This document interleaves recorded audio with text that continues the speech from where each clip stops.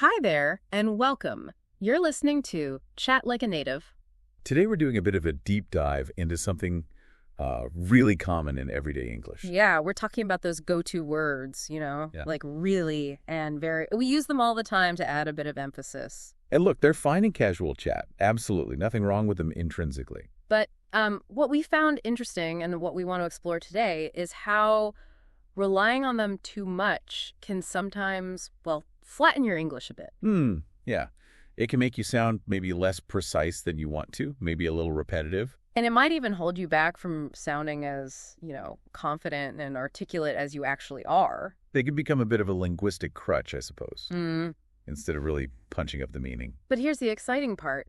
There's this whole universe of stronger, more colorful words out there just waiting. Absolutely.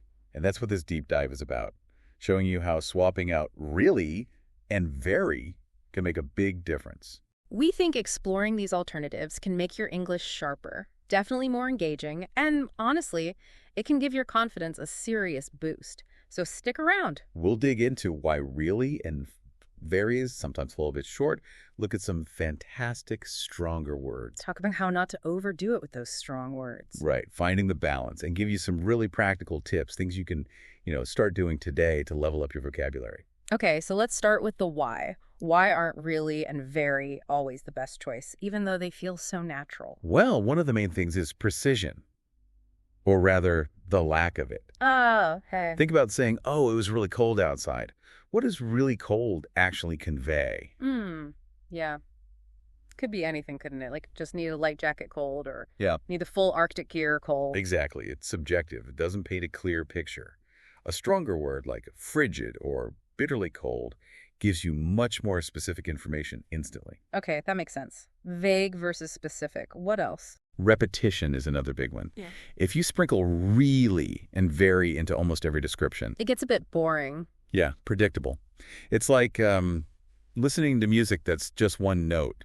The emphasis you're trying to add just gets lost because it's always there. Listeners might just, tune it out. Right. The words lose their impact because they're overused.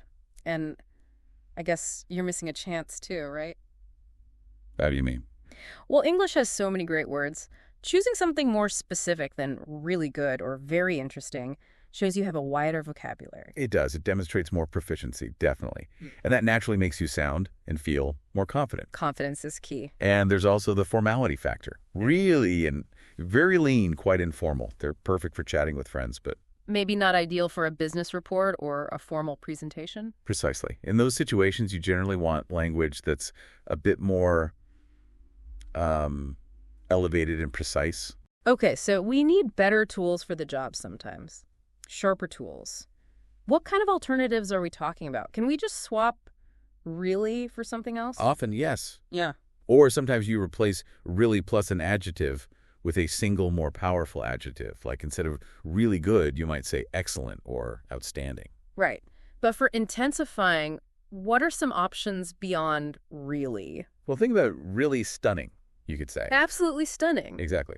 Or instead of really amazed, maybe utterly amazed.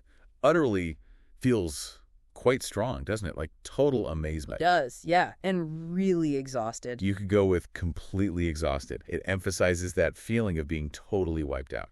Okay. What others are good? Exceptionally talented instead of just really talented. Ooh, I like exceptional. Remarkably fast. Instead of really fast, yeah. Remarkably, it adds sense of surprise almost. It does. Intensely powerful works well too. And how about for memory instead of really good memory? Extraordinarily good memory. Yes. See how much more descriptive that is? Extraordinarily. Wow. Yeah. That paints a picture. And there are others like tremendously. Maybe you benefited tremendously from something. Or profoundly, for like a profoundly emotional experience. These words add layers of meaning that really just can't quite capture. And for gratitude, like really grateful. Overwhelmingly grateful. That captures a very deep sense of thankfulness. Okay, this is a great list, but it's also a lot to remember. And that's a key point. You absolutely don't need to memorize all of these overnight. That would be, well, overwhelming. See what you did there? The practical advice is just to pick, say, 2 or 3. Find a couple that you like the sound of that feel useful for you. And focus on just trying to use those first. Exactly. Start small, Make it achievable. Targeted practice is much more effective than trying to swallow the whole dictionary. Okay, that feels much more manageable. Phew, just pick 2 or 3. I can do that. Right.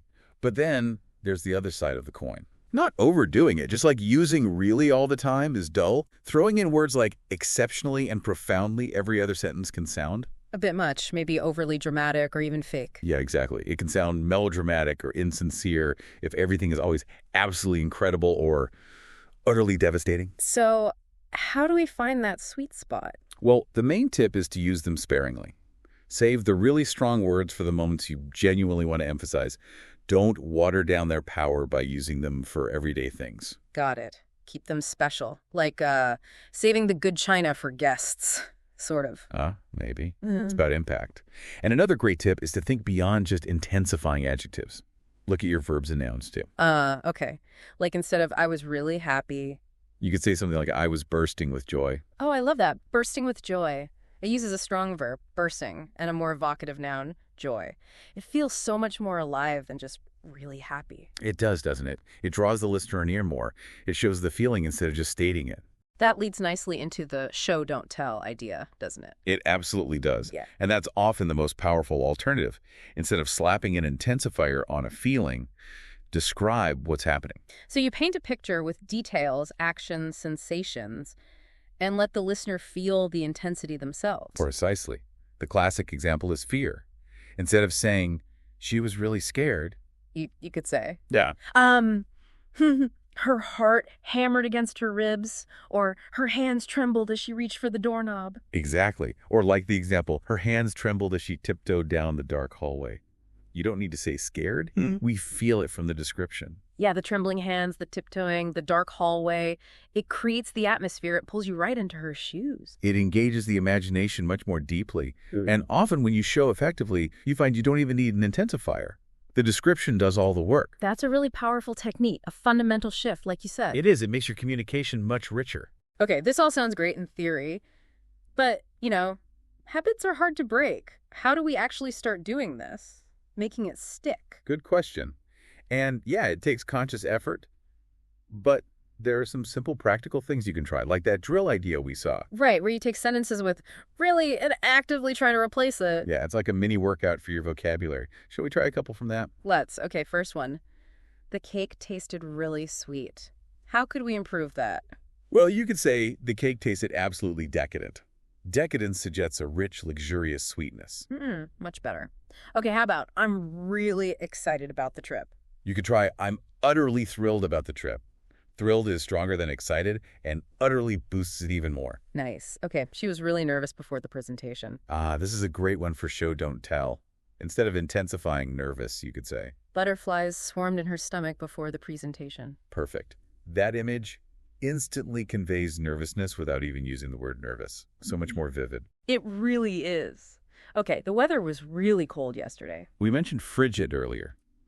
Maybe the weather was exceptionally frigid yesterday. Good one. And he was really tired after the hike. How about he felt completely drained after the hike? Drained suggests a deeper level of exhaustion. Yeah, drained is much more descriptive. These examples really show the difference, don't they? They really do. And to build this habit, a few practice tips can help. One is maybe keeping a little journal or just looking back at your emails or messages. And actively looking for where you used really or very. Yeah, and then consciously rewriting that sentence. Just seeing it on the page can help cement the alternative. Okay, self-correction. Makes sense. Another one is active reading. When you're reading anything, books, articles, websites, notice when other people use really or very. And think about how you might rephrase it. Or notice the stronger words they use instead. Exactly. Turn your reading into a language learning opportunity. Yeah. And finally, probably the most important. Speak aloud. Yes. Practice actually saying the new words. Yeah. Even if it's just talking to yourself while you're making coffee, the more you say them, the more natural they'll start to feel on your tongue. It feels a bit weird at first, maybe, using a new word. It can, but pushing through that initial awkwardness is how you grow. Remember, start small. Just those 2 or 3 words you picked earlier. Focus there. Right. Conscious effort, patience, and starting small. Yeah. That sounds doable. Absolutely. And the payoff is significant. So I guess the big takeaway here is that moving beyond really and very isn't just about sounding fancy, it's about being clearer, more impactful. More engaging. And yeah, building that genuine confidence when you speak or write English. It helps your message land properly. It helps you stand out in a good way. Definitely.